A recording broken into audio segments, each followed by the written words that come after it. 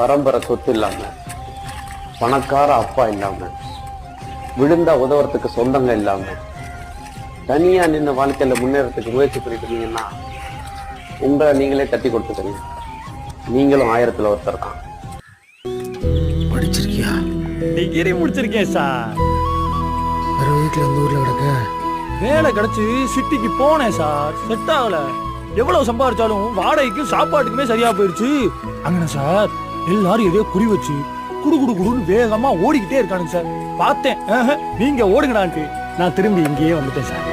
இந்த மலை, மக்க, சாமி, சம்பிரதாயம் இதெல்லாம் தான் சார் எனக்கு பிடிச்சிருக்கு. இதான் நான் கொஞ்சமா காசு கிடைச்சாலும் போதும் நிம்மதியா இருக்கேன்.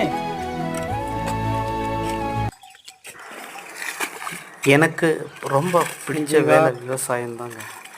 அதனால தான் கால் கண்ணி நல்லா விவசாயம் பண்ணணும்.